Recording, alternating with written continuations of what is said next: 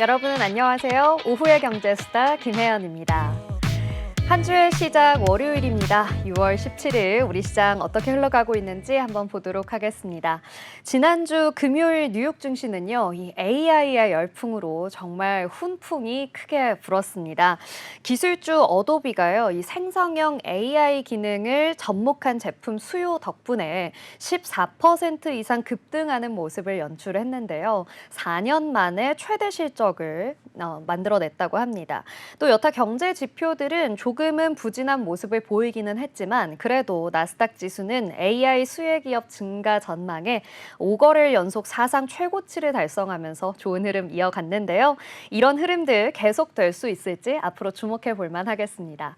자, 반면 우리 시장은 이런 미국의 훈풍에도 불구하고 오늘 조금 내림세로 시작을 했습니다. 양시장 모두 파랗게 좀 시작을 했는데요. 현재도 코스피 지수 2,742포인트를 지나고 있습니다. 업종별로는 오전장부터 좋았던 업종들이 계속해서 좀 좋은 흐름 이어가고 있는데요. 코스피에 가장 크게 올라온 업종은 음식료 업종입니다. 현재 3% 이상 상승하는 흐름 보여주고 있고요. 게다가 운수 장비, 전기가스 업종 함께 상승해 나가고 있습니다. 자, 코스닥 지수 역시 오늘은 조금 아쉬운 흐름으로 시작을 했습니다. 파랗게 시작을 했는데 현재는 조금 더 많이 내려와 있는 상황이기는 합니다.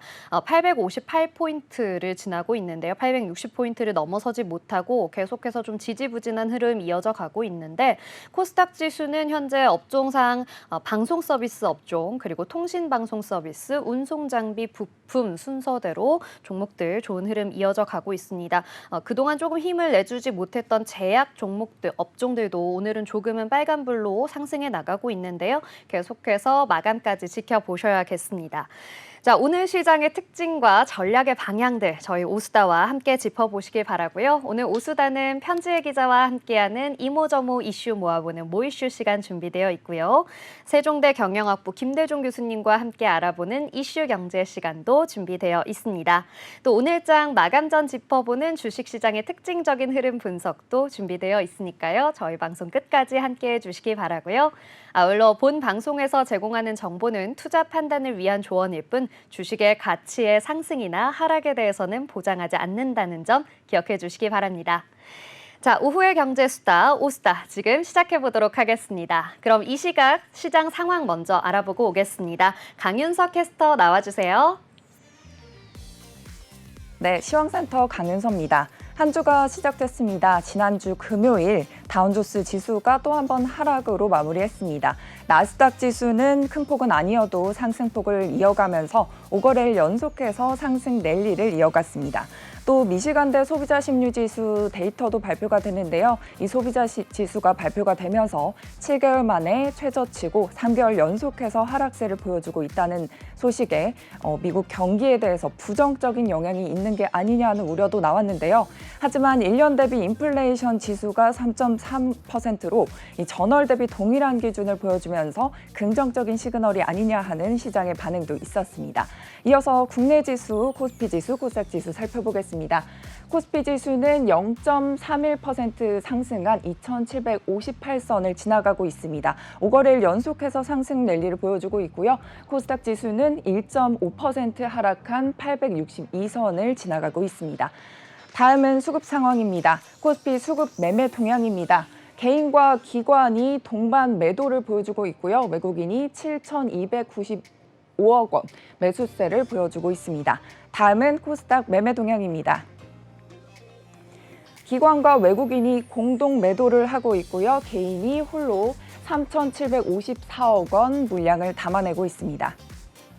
다음은 코스피 시가 상위 1위에서 5위 살펴보겠습니다. 네, 삼성전자는 1.27% 상승하면서 8만 원 선에 거의 다 맞닿아 있고요. SK하이닉스는 0.45% 하락한 21만 1,000원 선에 지나가고 있습니다. 또 LG에너지솔루션은 3% 넘는 폭을 보이면서 하락하면서 34만 9천 원 선을 지나가고 있고요. 현대차는 오늘 인도 IPO 발표를 앞두고 있었는데요. 하지만 소폭 하락하고 있습니다. 0.37% 하락하면서 26만 88천 원 선을 하락하고 있습니다. 다음은 코스닥 시가총액, 코스피 시가총액 6위에서 10위 살펴보겠습니다. 삼성 바이오로직스 전체적으로 혼조세를 보이고 있는데요. KB금융을 제외하고는 모두 상승세를 보이고 있습니다. 삼성 바이오로직스는 0.14% 상승하면서 73만 7천 원 선을 지나가고 있고요. 기아는 0.82% 상승하면서 현대차 자동차 관련주의 상승폭을 영향을 받은 것 같습니다. 12만 2,700원 선을 지나가고 있습니다. 다음은 코스닥 시가총액 1위에서 5위 살펴보겠습니다. 전체적으로도 혼조세를 보이고 있지만 엔캠이 블루딕에 영향이 있었지만 오늘 7% 넘게 급등하면서 29만 7천 원 선을 상승하고 있습니다. 그리고 에코비엠, 에코프로는 마찬가지로 4%, 1% 하락을 보여주고 있고요. 알테오젠과 HLBM, 제약주 관련주들도 2% 정도의 하락폭을 보여주고 있습니다. 다음은 코스닥 시가총액 6위에서 10위 살펴보겠습니다. 리노공업, 로봇 관련, 반도체 관련주들이 1% 넘게 하락하면서 26만 7천 원 선을 보고 있습니다. 셀트리온 제약도 0.43% 상승하면서 9만 3,400원 선을 넘어서고 있고요. 나머지도 하락세를 보이고 있습니다. 네, 이상으로 시황센터의 강유서였습니다. 네, 전반적으로 오후장 들어서면서 우리 양시장 조금 더 힘을 내주지 못하는 느낌이 드는데요. 코스피 지수, 코스닥 지수 모두 다 오후장 돼서 더욱더 하락하는 모습 보여주는 것이 조금 안타깝기는 합니다. 시총 상위 종목들도 대체로 혼조세 보이면서 오늘은 좀 대형주를 위주로 한 낙폭이 좀 두드러지는 그런 하루가 아닌가라는 생각이 드는데요. 코스피 지수에서도 크게 상승하는 종목 찾기가 어렵고 코스닥에서도 시총 상위 종목 중에서 크게 상승하는 종목 찾기가 좀 어려운 장세인 것 같습니다. 그래도 마감까지 여러분 끝까지 지켜봐 주시면서 오스다와 함께 해주셨으면 좋겠습니다. 자, 그럼 저희는 다음 순서로 넘어가 보도록 하겠습니다. 이번 순서는 편지혜 기자와 함께 오늘의 다양한 이슈 짚어보는 모이슈 시간 준비되어 있습니다. 함께 해주실 편지혜 기자 나와주셨습니다. 안녕하세요. 안녕하세요. 네, 첫 번째 이슈부터 바로 만나보겠습니다. 국내 조선업의 수출 확대를 위해 금융권이 나섰습니다. 글로벌 1위 경쟁력 확보를 위한 행보인데요. 이 금융권들이 선박 건조 계약의 필수인 선구금 환급 보증 공급을 확대하면서 총 15조 원을 지원하기로 했다고 합니다. 자세한 내용을 좀 알려주시죠. 네, 그렇습니다. 오늘 김주영 금융위원장과 안덕근 산업통상자원부 장관이 K조선 수출금융지원협약식을 열고 조선업계와 간담회를 가졌습니다. 이 자리에서 5대 시중은행과 3개 지방은행, 기업은행, 무역보험공사는 대한조선과 K조선 등 중형조선사에 대한 선수금 환급 보증 공급을 확대하기로 했다고 합니다. 네, 그렇군요. 이번 협약식에 시중은행과 또 정책금융기관 등 총 12개 기관이 모여서 협약을 했다라고 이야기를 전해지고 있는데 이 글로벌 조선 1위 경쟁력을 갖기 위한 의기투합으로 해석이 좀 된다고요? 그렇습니다. 치열해지고 있는 글로벌 조선업 시장에서 수주 경쟁력을 확보하고 우리 수출을 확대하기 위해서 진행됐습니다. 국내 조선산업은 대형사 중심으로 LNG 운반선 등 고부가 선박을 대량 수주하고 4년치 이상의 일감을 확보하는 등 호조세를 보이고 있었습니다. 올해 1월부터 5월까지 총 104억 불로 전년 대비 57% 증가하면서 수출 우상향을 견인하고 있었는데요. 이러한 수주 호황에 따라 조선사는 선박 건조 계약에 필수적인 RG 공급 확대가 필요한 상황이라는 목소리가 꾸준히 나오고 있었습니다. 여기에 산업부와 금융위는 부처 협업을 통해 시중은행과 지방은행이 정책금융기관이 참여하는 RG 확대 방안을 마련하기 위해 행사를 주최했다고 밝혔습니다. 네, 이 RG 확대 방안뿐만 아니라 좀 다양한 내용들이 오갔을 거라고 예상이 되는데 그렇다면 이렇게 많은 기업들이 모여서 함께했던 이번 협약 주요 내용은 또 어떻게 될까요? 선수금 환급 보증이란 조선사가 선박을 제때 인도하지 못할 경우 은행이 발주처에 이미 받은 선수금을 대신 돌려주는 보증 제도입니다. 이번 협약을 통해 은행들은 중형 조선사에 대한 선수금 환급 보증, 즉 RG 공급을 1조 원까지 확대하기로 했습니다. 또한 대형 조선사들에게는 올해 신규 보증 발급 한도를 14조 원까지 부여하기로 했습니다. 선수금을 이용해서 좀 해결을 하려고 하니까 아무래도 조금은 안정감 있는 그런 자금 조달 방안이 될 수 있겠네요. 자, 그렇다면 이 협약식 이후에 간담회에서 조선사 대표들끼리는 또 어떤 이야기를 좀 나눴을까요? 네, 협약식 후 열린 간담회에서 그 조선사 대표들은 앞으로도 수주가 계속될 것으로 기대가 된다며 이번에 재개된 시중은행의 중형사 환급 보증이 발급이 지속될 수 있도록 정부와 금융권에 많은 관심을 당부하기도 했습니다. 네, 이번 협약을 통해서 우리 조선 업계가 좀 글로벌 시장에서 경쟁력을 더 높일 수 있는 계기가 되었으면 좋겠습니다. 또 정부와 금융권의 지속적인 지원도 이어지길 바라보도록 하겠습니다. 자, 그럼 저희는 다음 이슈로 넘어가 보도록 하겠습니다. 정부가 오늘 최상목 북총리 겸 기획재정부 장관 주재의 경제관계장관 회의를 통해서 외국인 방한 관광 활성화 방안을 발표했습니다.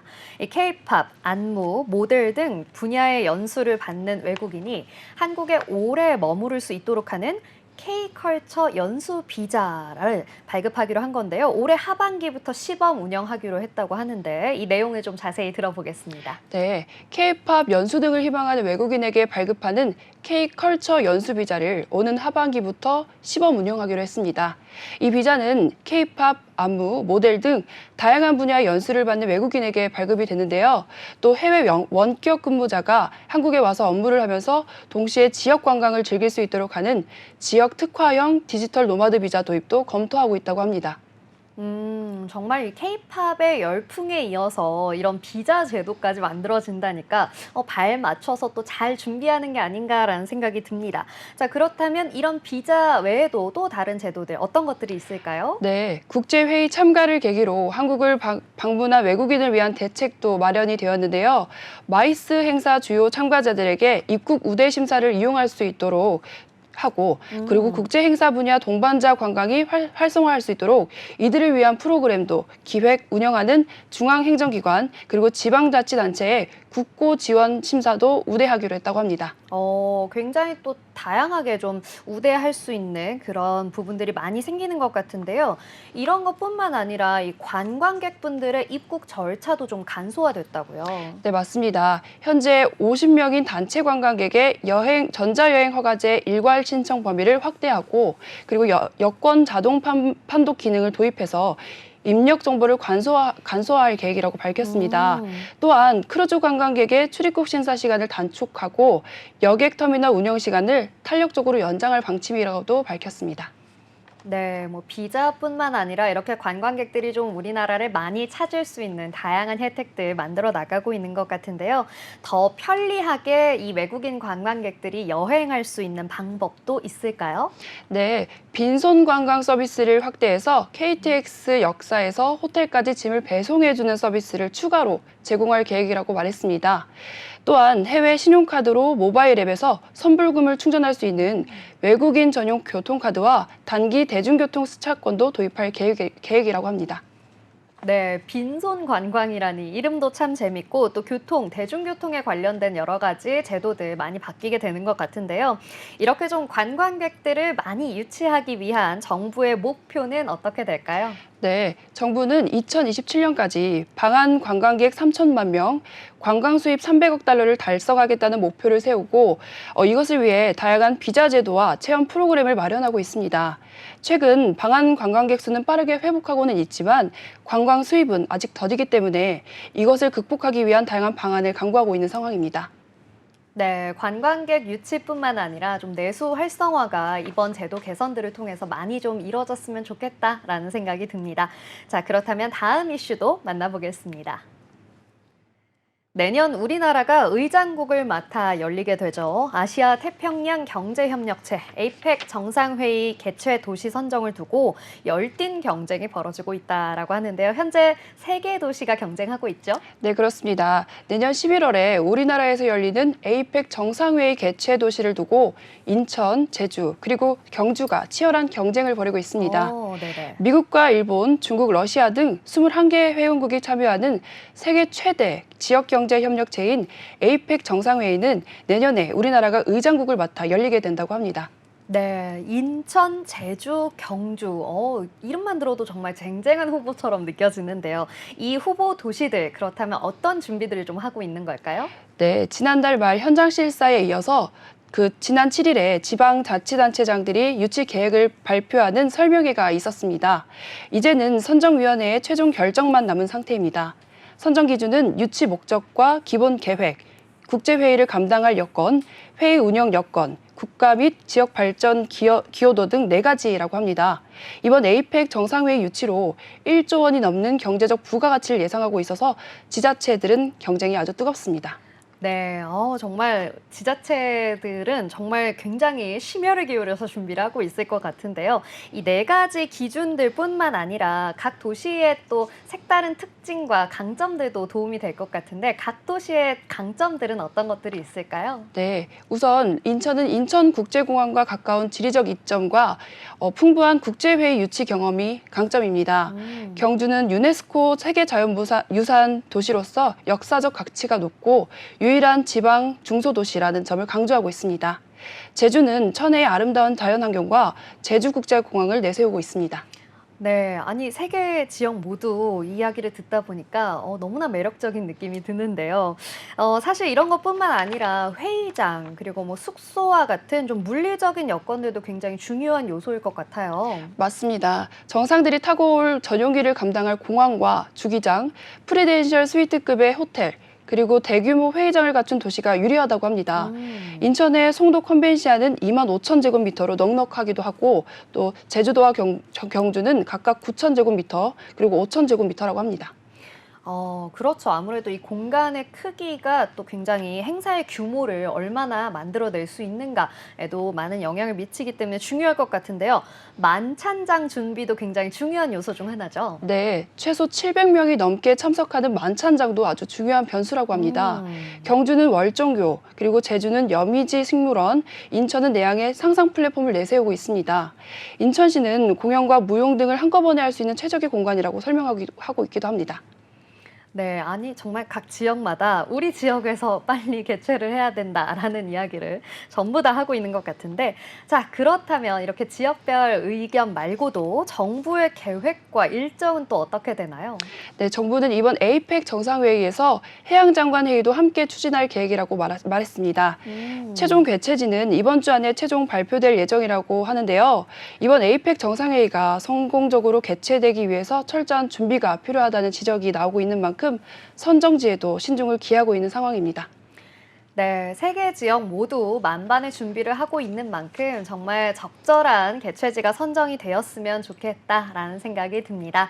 이렇게 해서 3가지 이슈 모두 만나봤습니다. 함께해 주신 편지혜 기자 고맙습니다.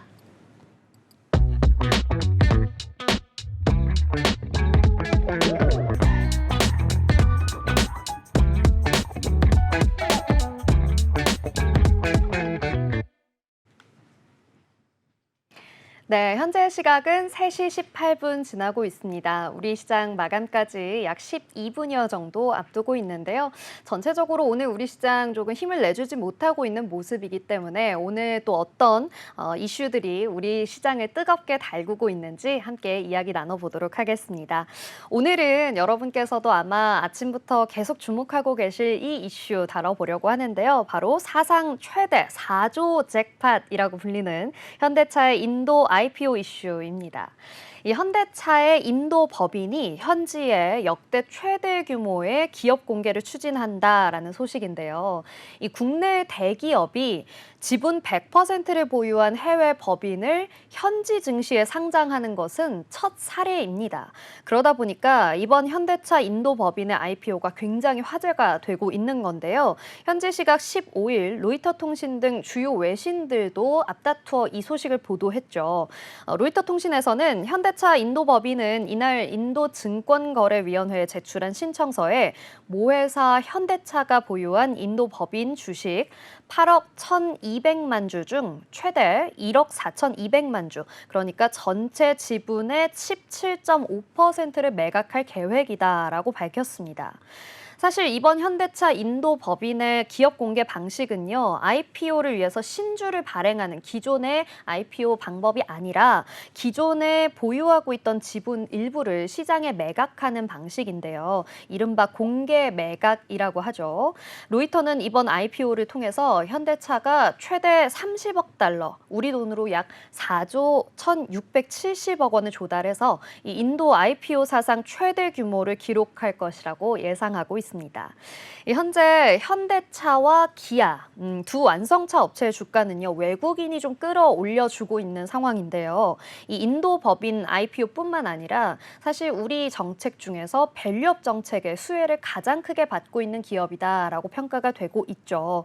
자, 그러면서 사실 상승 모멘텀이 밸류업 프로그램 시작부터 계속해서 좀 이어져 오고 있었는데 이번에 이 IPO 소식까지 같이 곁들여지면서 더욱더 상승 모멘텀이 강력해졌다라고 볼 수 있겠습니다.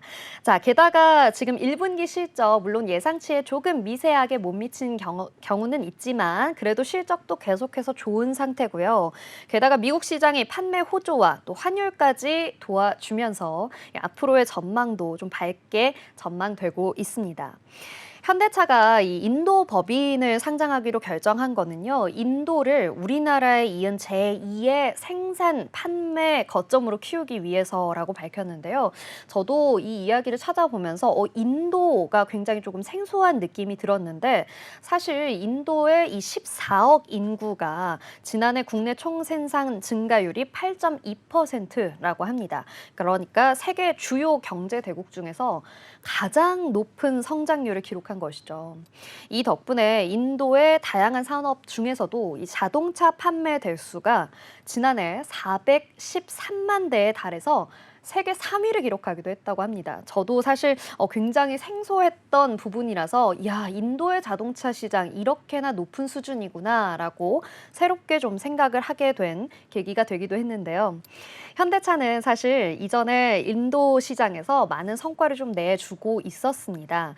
일본의 스즈키사와 인도 마루티의 합작 법인이죠. 마루티 스즈키사에 이어서 우리 현대차가 60만 대를 판매하면서 이 인도 시장의 점유율 2위에 올라 있는 상황입니다.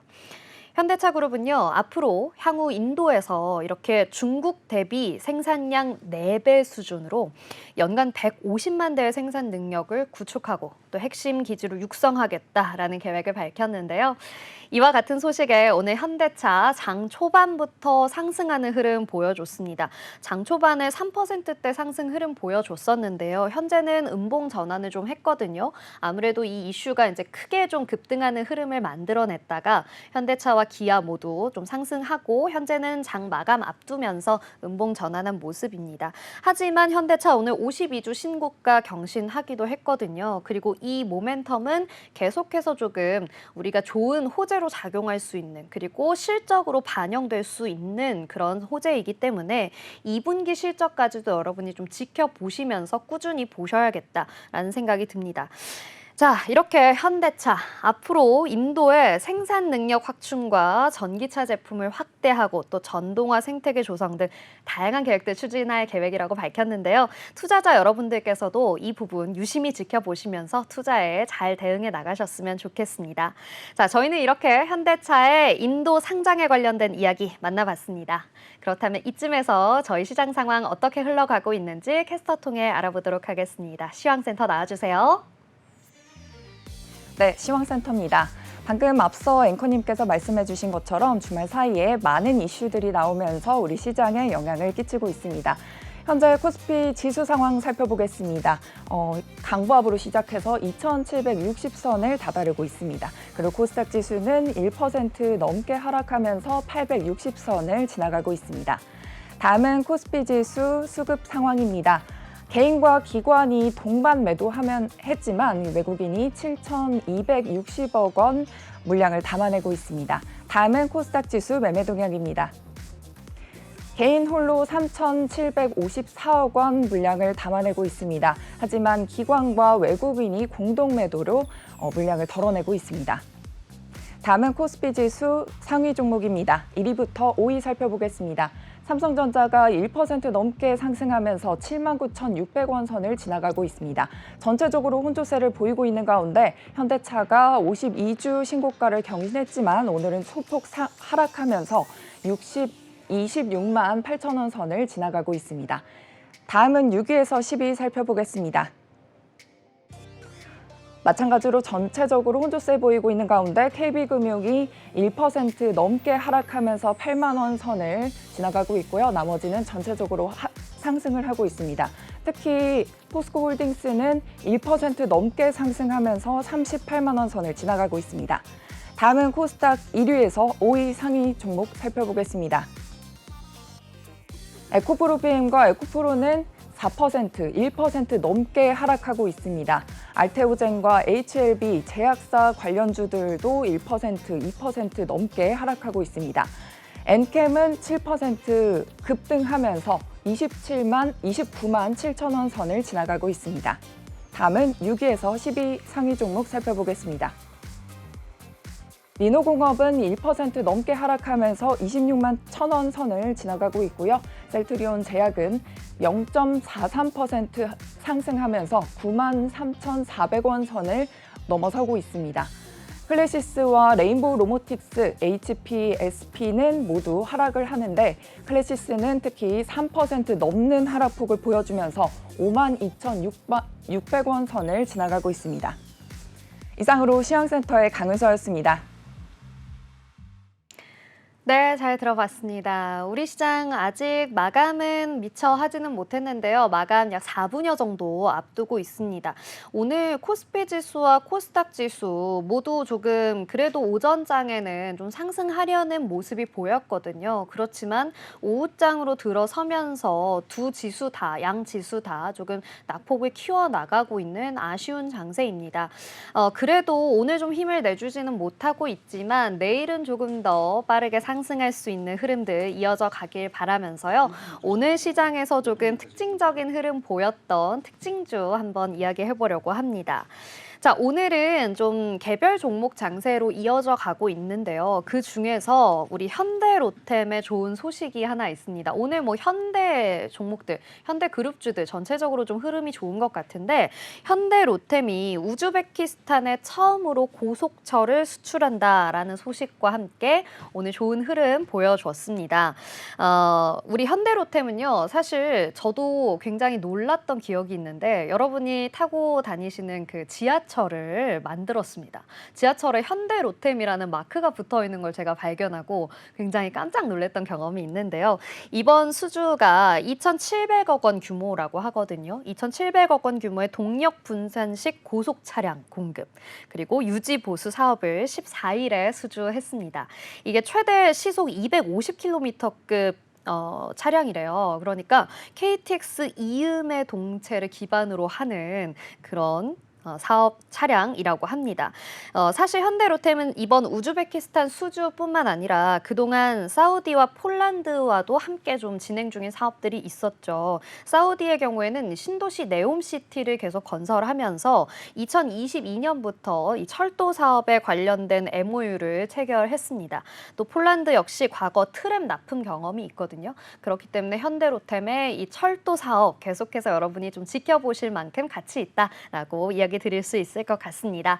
자, 이렇게 오늘 흐름 좋았던 현대로템까지 함께 이야기해봤으니까요. 이제 다음 순서로 넘어가 보도록 하겠습니다. 다음 순서는 오늘 이슈 경제 준비되어 있죠.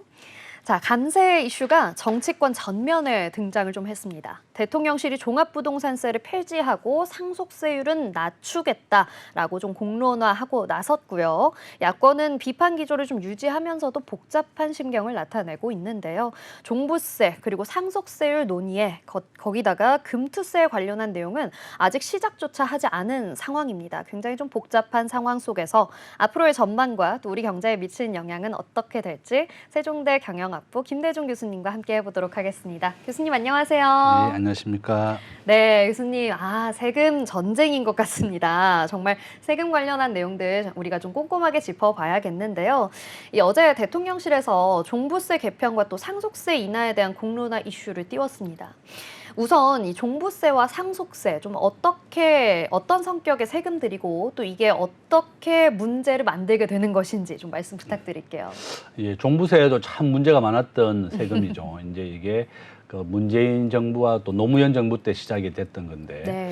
지금 뭐 일설에 알려지기로는 뭐 세종대학교에 김수현 우리 정책실장이 있습니다. 네. 문재인 정부 때 정책실장을 하셨는데 제가 지난주에 밥 먹었는데 종부세 만든 거 아니다. 본인이 만든 거 아니다. 이게 그 전부터 있었다 이렇게 얘기하시더라고요. 네. 어쨌든 뭐 저하고 또 친한 교수님이어서 이제 우리가 이제 종부세는 우리가 집을 살 때는 취득세를 내고 그다음에 집을 가지고 있으면 보유세로 재산세를 매년 냅니다. 거기에다가 이제 정부가 노무현과 문재인 정부 때 이제 만들었는데 좀 이렇게 징벌적인 과세로 많이 세금을 부과했습니다. 그 전 정부보다 한 5배에서 10배 정도 올렸습니다. 이게 법인이 가지고 있는 주택은 전부 다 종부세에 해당이 됐고 우리 세종대학에 기숙사가 있습니다. 외국인들을 위한 기숙사. 네. 그게 또 종부세가 한 15억 정도 나왔습니다. 어이가 없습니다. 이게 대학교 기숙사도 이게 가지고 있는 집이다. 우리가 이제 외국인들을 위한 기숙사라 이렇게 설득을 했음에도 불구하고 종부세가 내야 된다. 이래서 이제 우리가 이의 신청도 하고 소송도 하고 했습니다. 결론은 뭔가 하면 너무나 징벌적인 과세로서 보통 개인이 가지고 있는 것보다 법인이 가지고 있으면 이 종부세가 10배에서 20배까지 나왔습니다. 도저히 있을 수 없는 세금을 부과하게 됐었고 사람들이 할부로 내거나 엄청나게 민원이 많았었죠. 제가 아시는 교수님은 집이 2개 있었는데요. 본인이 네. 하나 살고 어머니가 하나 살고 2개 있었는데 종부세가 1억 나왔습니다. 아이고. 그전에는 한 500만 원 나오다가 네. 10배에서 20배 정도 올리니까 정말 대출을 받아서 다 세금을 내는 상황이었다. 네네. 그래서 이제 어제 성태윤 정책실장이 앞으로 종부세를 폐지하겠다고 얘기했고 다만 강남에 있는 고가 주택에 대해서는 좀 당분간은 유지하겠다. 앞에서 얘기했지만 법인에 대한 세금 10배 정도 넘는 징벌적인 과세 네. 뭐 이런 것 때문이었고 이게 부작용이 뭔가 하면요. 우리가 조세의 증가라고 있습니다. 집을 가진 사람에게 세금을 부과하게 되면 전세나 월세나 사는 세입자에게 세금을 부과시킵니다. 우리가 아이스크림을 만드는 공장에다가 세금을 부과하게 되면 이 제조업자들은 판매량을 줄여서 이 소비자에게 세금이 전가됩니다. 이걸 바로 세금의 조세의 증가라고 부르는데 이런 부작용을 많이 가져왔고 우리나라 문재인 정부 때 집값이 한 2배 정도 올랐습니다. 전세 가격은 한 90% 올랐습니다. 그러니까 세금을 많이 내게 하고 주택 공급을 안 하다 보니까 집이 없는 서민들이 더 고통스러웠다. 네. 우리나라에서 집이 있는 사람과 없는 사람이 5대5 정도의 비율이 됩니다. 바로 이런 이유 때문에 종부세를 없애겠다고 이제 일단 선언이 됐고 상속세도 그렇습니다. 우리나라 상속세율 최고 60%입니다. 넥슨의 이제 김정주 회장이 사망하고 난 다음에 자녀가 받아서 내야 될 상속세가 6조 정도 됩니다. 그러니까 본인이 전체 상속금은 한 10조 원 정도인데 60%를 세금을 내게 되니까 어떻게 해결됐는가 하면 넥슨에 있는 주식으로 물납을 했습니다. 그래서 지금 현재 넥슨의 2대 주주는 기획재정부입니다. 국가가 넥슨의 2대 주주고 네. 넥슨은 이 상속세를 내기 위해서 신규 사업을 다 중단했습니다. 신규 사업을 다 중단하고 철수하고 지금 기업을 매각하고 있습니다. 이 상속세를 내기 위해서. 네. 그러면 기업을 매각하게 되면 실직을 하게 되는 겁니다. 결론은 지금 현재 스웨덴, 멕시코 뭐 이렇게 많은 나라들이 8개 나라가 상속세를 영원으로 만들어버렸습니다. 우리나라가 상속세를 부과하는 가장 큰 이유는 부의 대물림을 막겠다 네. 이겁니다. 그런데 많은 선진국에서는 부의 대물림보다 더 중요한 것은 일자리를 만드는 것이다. 우리가 다만 상속을 받은 자녀들이 그 기업을 팔게 될 때 상속세를 부과시킵니다. 그러니까 기업을 계속 유지하고 고용을 유지한다 그러면 상속세가 영원입니다. 네. 저는 뭐 우리나라도 이렇게 돼야 된다. 뭐 제가 기업은 하나도 안 가지고 있습니다. 네. 뭐 상속세와 저는 아무 관련이 없지만 이렇게 상속세가 60%가 넘게 되니까 락앤락이라고 하는 우량한 우리 반찬통 넣는 기업이 있습니다. 네, 네. 이 락앤락 상속세가 나오게 되니까 기업을 사모펀드에 매각해서 그냥 상속세를 냈습니다. 이와 같이 많은 중소기업이 상속세 부담이 되어서 기업을 매각하고 있고, 그러면 근로자들은 실직을 하게 된다. 바로 이런 이유 때문에 지금 스웨덴을 포함해서 8개 나라가 상속세를 영원으로 만들었다. 저는 세계 평균의 상속세율은 정확하게 26% 정도 됩니다. 네. 세계 평균은 한 15% 정도밖에 안 됩니다.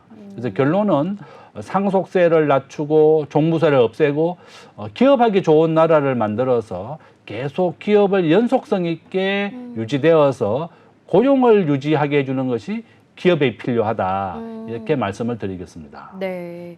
그러니까 상속세, 종부세 모두 우리나라는 지금 굉장히 좀 너무 높은 상태이기 때문에 기업에 있어서는 오히려 악영향을 미칠 수 있다. 이런 것들을 좀 폐지하고 또 줄여나가는 방향으로 가야 한다라고 이야기해 주셨는데요.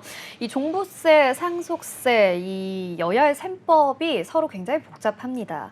종부세와 상속세 모두 부자 감세라고 좀 비판을 하고 있는데 실제 이것들을 좀 시행하게 되면 우리 경제에는 어떤 영향을 미치게 될까요? 저는 뭐 부자 감세라고 하기보다는 우리가 기업하기 좋은 환경을 만들어주는 것이다.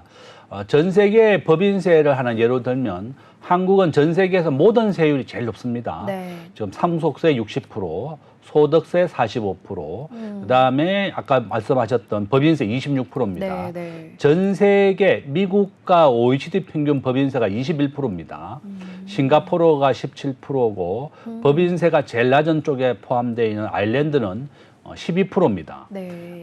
아일랜드가 이렇게 세금을 낮추게 되니까 전 세계 많은 본부들이 다 아일랜드로 본사를 옮겼고, 아일랜드는 1인당 국민소득이 11만 달러입니다. 와. 우리나라 겨우 3만 달러니까 한국의 3배가 넘는다. 네. 유럽에서 지금 가장 부자 나라가 세금을 낮춘 아일랜드입니다. 그렇군요. 그 방리담회라고 불러서 세금을 낮추게 되면 많은 기업들이 한국으로 공장을 옮기게 되는 겁니다.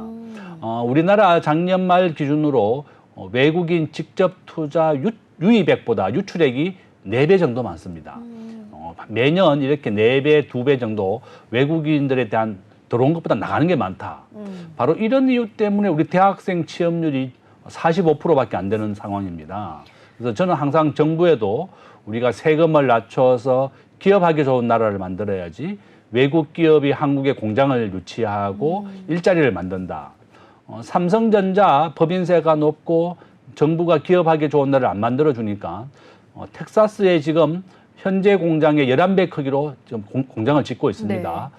미국이 보조금을 9조 원 줬습니다. 우리나라의 모든 대기업들이 다 미국이나 베트남이나 해외로 공장을 옮기고 있는 이유다. 그래서 저는 지금 현재 윤석열 정부 자체가 작은 정부를 지향합니다. 네. 세금을 낮추어서 본인들의 국가 재정, 우리나라 올해 예산 660조입니다. 우리나라가 정권 거래세로 받아들이는 수입이 한 6조 원 정도밖에 안 됩니다. 이와 같이 세금을 좀 낮추어서 많은 기업이 우리나라에 오게 하고 투자를 해야만 일자리를 만들고 우리 대한민국이 선진국이 될 수 있다. 네. 그렇게 말씀을 드리겠습니다. 네. 기업들이 조금 우리나라로 많이 들어올 수 있도록 세금을 좀 낮추는 방향으로 가면 좋겠다라고 이야기해 주셨습니다. 자, 이렇게 좀 종부세와 상속세 논란이 있는 가운데 사실 또 이 세금 이야기도 해봐야겠습니다. 개인 투자자들 사이에서 굉장히 원성이 높은 세금입니다. 금융투자소득세, 이른바 금투세죠. 여전히 좀 내년 시행 예정으로 되어 있는데요. 금투세의 어떤 부분이 좀 문제라고 교수님은 생각하시나요? 우리나라는 주식과 관련된 세금이 너무 많습니다. 지금 싱가포르는 정권 거래세 0.2%만 받고 배당세도 없고 소득세도 없고 주식과 관련 세금이 0원입니다. 네. 이렇게 0원으로 만들어서 아시아의 금융 본부를 둔 기업들 80%가 싱가포르로 옮겼습니다. 홍콩에서도 옮겼고 한국에 있던 홍콩 상하이뱅크, 시티뱅크 많은 기업들이 한국에서 본부를 다 옮겼습니다. 싱가포르로. 너무 어이가 없습니다. 우리나라. 동북아 금융허브를 만들겠다. 이렇게 네. 선언을 하고는 오히려 해외 기업이 다 떠나버렸다. 아이고. 그런데 이 검투세까지 부과시킨다 그러면 누가 한국에 투자를 하고 들어오겠느냐. 물론 검투세는 외국인은 또 해당이 안 됩니다. 우리 국내 한국 사람들만 해당이 되고 기관과 외국인은 검투세에 해당이 되지 않고 우리나라 전체 주식에 투자하는 사람이 1,400만 명이고 검투세에 해당하는 사람이 한 1, 2% 정도 됩니다. 네. 그러니까 약 14만 명 정도가 되는데 이 1%가 가지고 있는 주식이 전체 주식의 절반이 넘습니다. 제가 앞에서 많이 얘기한 것처럼 우리나라 지난 30년간 유가증권 코스피가 2.7배 올랐습니다. 네. 똑같은 기간에 미국의 나스닥이 20배 정도 올랐습니다. 그러니까 누가 한국에 지금 주식 투자를 하고 있느냐. 글로벌 시가총액 비중 자체가 미국이 60%고 한국은 1.5%밖에 안 됩니다. 네. 정부가 계속 정권 거래세 지금 현재 0.18% 받고 있는데 내년에는 0.15%로 줄어들게 됩니다. 그러니까 외국인과 기관은 정권 거래세도 안 돼, 이제 점점점 0으로까지 되는 네. 거고 본인들은 검투세도 안 되는 겁니다. 모든 관련된 세금을 개인이 다 독박을 쓰게 되는 그러네요. 것이다. 네. 바로 이런 이유 때문에 우리가 검투세를 없애야 되는 겁니다. 미국은 정권 거래세가 0원입니다. 거래세 자체가 없고 네. 일정한 소득에 대해서 20%만 세금을 내죠. 네. 우리나라는 검투세라고 하는 것은 5천만 원 이상의 소득에 대해서 22%를 내게 됩니다. 또 만약에 1억 이상 더 돈을 벌면 27%까지 냅니다. 네. 미국보다 세율 자체가 더 높습니다. 그러네요. 미국은 20%로 고정되어 있다. 바로 이런 이유 때문에 검투세가 시행된다 그러면 우리나라 주식시장에 치명타가 될 것이다. 대만이 검투세를 부과했다가 주가가 40% 폭락을 했습니다. 이거 2번이나 반복이 됐었는데 바로 이런 이유 때문에 대만은 검투세를 폐지해버렸습니다. 네. 현재 검투세가 없는 나라가 싱가포르, 대만, 홍콩, 중국, 동북아시아에서는 다 검투세가 없습니다. 네. 그러니까 정부가 우리나라가 이렇게 주식시장도 오르지 않고 굉장히 어려운 상황인데 세금을 더 부과한다 그러면 많은 사람들이 미국 시장으로 떠나게 될 것이고 주식을 그만두게 될 것이다. 우리나라 국민들 지금 현재 국내 시장을 떠나고 있습니다. 정부가 검투세를 부과한다 그러면 제가 생각하기에는 종합주가지수 한 30% 이상 폭락을 할 것이다. 네. 그래서 저는 우리나라 시장을 지키고 유지하기 위해서는 검투세를 폐지하는 것이 맞다. 저는 그렇게 봅니다. 네, 우리 교수님 이야기를 듣다 보니까 와 정말 세금 어마어마하다라는 생각이 드는데요. 이런 금투세와 공매도, 연이은 주식시장 이슈 때문에 이 개인 투자자들은 굉장히 불안에 떨고 있습니다. 저도 그 중에 한 명인데요. 우리 증시가 조금 더 건전하게 그리고 말씀해 주신 것처럼 조금 더 기업하기 좋은 환경으로 활성화가 되기 위해서는 어떤 정책적 뒷받침이 좀 시급하다고 보시나요? 저는 기업의 이익을 많이 늘려주는 것이 정부가 해야 될 역할이다. 제가 이제 앞에서 말했던 여러 가지 세금이 있습니다. 네. 기업이 내는 법인세, 개인이 내는 소득세, 그다음에 상속세, 뭐 종부세, 검투세 5가지 이제 세금 종류가 나왔는데 네. 지금 정부가 폐지하려고 하는 게 종부세와 그다음에 검투세입니다. 검투세, 네. 이 2개는 빨리 없애야 되겠고 나머지 3개의 평균도 세율도 세계 평균 이하로 좀 낮춰줘야 되겠다. 한국의 경쟁국인 싱가포르는요. 법인세를 17%로 낮추고 아시아에 있는 금융본부를 한 80% 이상 다 유치했습니다. 지금 뭐 싱가포르는 도시국가입니다. 500만 명밖에 안 사는 이 도시국가에 상장된 기업의 35%가 해외 기업입니다. 네. 우리나라 2,500개가 상장되어 있고 시가총액이 2,500조인데 외국 기업 10개밖에 안 됩니다. 전부 다 토종 기업들만 모여 있고 들어와 있는 중국 기업들 10개 정도 뭐 비실비실하고 다 부도나고 굉장히 네. 비우량 기업만 남아 있다. 결론은 이와 같이 싱가포르 수준으로 세금을 없애고 박리담회로 많은 기업들을 불러 모아야만 우리 국가가 세금도 늘어나는 겁니다. 아일랜드가 법인세를 12% 어떻게 부자가 됐느냐? 바로 세금이 낮으면 전 세계 모든 기업들이 그 나라로 몰려드는 겁니다. 정부가 세금만 더 그대로 해서는 안 되고 최소한 각종 세금을 세계의 평균 이하 정도로 낮춰야 되겠다. 저는 그렇게 말씀드리고 우리나라 정권 거래세를 장기적으로는 0%까지 낮추고 이제 검투세를 한다고 했는데요. 네. 저는 미국과 같은 수준을 하든지 아니면 싱가포르 모델로 같이 정권 거래세는 유지하면서 관련돼 있는 모든 세금을 없애는 것이 저는 더 좋다. 우리나라의 정서에는 외국인, 기관, 개인들이 정권 거래세를 일정하게 부담하고 검투세는 개인에게만 부담됩니다. 네. 외국인이나 기관 투자에게는 해당도 되지 않습니다. 네네. 지금 현재는 손해본 기간과 이익본 기간을 최대 5년까지 되어 있습니다. 외국에서는 이렇게 손해본 경우라든지 이익본 것을 최대한 전체 주식에 투자한 기간으로 보게 됩니다. 바로 이런 이유 때문에 저는 정부가 추진하고 있는 이 정책들이 좀 많이 변화해야 되겠고 세금을 많이 낮추어서 많은 기업들을 불러들이는 것이 우리나라 주식시장이 상승하고 발전한다. 그렇게 제안을 드리겠습니다. 네. 법인세, 상속세도 대폭 낮추어야 하고 증권거래세 정도만 유지하면서 대폭 세금을 낮추어야 한다. 이것이 정책적으로 좀 시급하다. 이렇게 이야기를 해주셨습니다. 결국엔 또 이 외국 기업들이 우리나라로 많이 오고 또 우리의 기업들도 기업하기 좋은 환경으로 나아갈 수 있도록 정책적으로 좀 그런 정책과 또 여러 가지 대비들이 좀 필요하겠다라는 생각이 드는 것 같습니다. 자, 그럼 이렇게 해서 오늘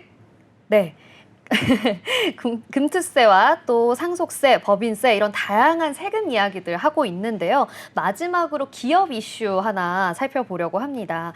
쿠팡과 공정위 간의 신경전이 굉장히 치열한데요. 이 공정위의 쿠팡 후기 조작 과징금 발표 이후에 쿠팡에서는 로켓 배송 유지가 어렵다.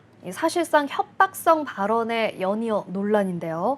공정위와 쿠팡 간의 신경전, 문제점, 전망 어떻게 보시는지 짧게 좀 부탁드립니다. 예. 저는 아마 이제 정부가 공정위가 쿠팡에 대해서 1,400억 과징금을 부여했습니다. 네. 가장 큰 사유는 우리가 PB 상품, 지금 쿠팡의 전체 물건 중에 PB 상품이 차지하는 비중은 자기가 구매해서 팔거나 자기가 제조해서 물건 판 게 한 60% 정도 됩니다. 거기에다가 이제 직원들이 댓글을 달았다. 상품이 좋다, 추천 이런 거에 대해서 했는데 네. 이 비율은 한 0.3% 정도 됩니다. 저는 공정위가 너무 과도하다. 작년에 부과한 우리나라 전체 기업의 과징금의 50%가 넘습니다. 네. 한 기업에 대해서 1,400억 과징금을 내라고 한 것은 역대 세 번째 정도로 많은 금액이거든요. 우리나라에 이제 알리, 테무, 뭐 아마존도 들어와 있는데 외국 기업은 이것이 해당이 되지 않습니다. 국내 기업만 해당이 되고 있고 온라인 쇼핑 산업은 전체 우리나라 소매액이 작년 기준으로 한 650조 원 정도 되는데 이게 35%가 온라인 쇼핑입니다. 우리 학자들은 앞으로 온라인 쇼핑이 전체 소매액의 한 65%까지 증가할 것이다. 지금 현재보다 2배 정도 증가할 것이라고 보고 있습니다. 결론은 저는 항상 기업하기 좋은 나라를 만들어야 되고 규제를 완화해야 된다고 봅니다. 네. 우리가 이마트에 가면 이마트가 자체 상품, PB 상품을 전면에 배치하고 자기들이 만든 물건이고 가격이 또 30% 정도 저렴합니다. 맞아요. 그러면 온라인에서도 이렇게 자기들이 물건을 좀 소비자들에게 저렴한 상품을 좀 제시할 권리가 있고 우리 국민들도 당연히 PB 상품이 똑같은 제품인데 브랜드만 다를 뿐이거든요. 맞아요. 그러니까 물가 인상에 대해서도 크게 기여를 했습니다. 저 개인적으로는 쿠팡에 가장 물건을 많이 샀는 것, 최다 매출 이런 걸로 구매하지 뭐 네. 댓글을 보고 하는 것은 많이 없습니다. 그래서 결론은 저는 공정위가 너무 과도하다고 보고 있고 저는 양쪽의 가장 좋은 기준은 국민을 위한 기준이다. 우리 국민들에게 어떤 것이 더 유익하고 도움이 되느냐. 지금 현재 쿠팡이 우리나라에서 점유율 1등인데요. 알리나 테무, 아마존 같은 기업이 계속 많이 밀려들고 있습니다. 저는 우리나라가 좀 국익도 우선을 하고 우리 국민들에게 어떤 것이 도움이 되느냐 이런 판단으로 해서 아주 좀 좋은 판결을 내려줬으면 좋겠다. 그렇게 희망해 봅니다. 네, 좋습니다. 쿠팡과 공정위의 신경전, 결국에는 가장 좋은 방향은 국민을 위한 방향으로 가야 한다라는 이야기까지 해주셨습니다. 자, 오늘 이렇게 종부세, 상속세, 그리고 금투세까지 정부의 감세 정책에 대해서 세종대 경영학과 김대중 교수님과 함께 이야기 나눠봤습니다. 교수님, 고맙습니다. 네, 오후의 경제수다 저희가 준비한 내용은 여기까지입니다. 오늘 마감 시황 다시 한번 짧게 짚어드리도록 하겠습니다. 우리 시장 코스피, 코스닥 모두 하락세로 좀 마감을 했습니다. 코스닥 지수 역시 조금 오전장부터 힘을 내주지 못하는 느낌이었는데요. 2,744포인트로 마감을 했고요. 코스닥 지수 역시 858포인트로 마감하면서 860선을 내주고 말았습니다. 자, 이렇게 조금 아쉽게 흘러갔지만 내일은 더 시장에 가깝고 유익한 경제 이슈들 가지고 찾아오도록 하겠습니다. 저희 방송 다시 보기는 언제나 네이버와 유튜브를 통해서 가능하다는 점 기억해 주시기 바랍니다. 자, 그럼 오후의 경제수다 오수다 여기까지입니다. 내일 오후 3시 다시 만나요. 안녕.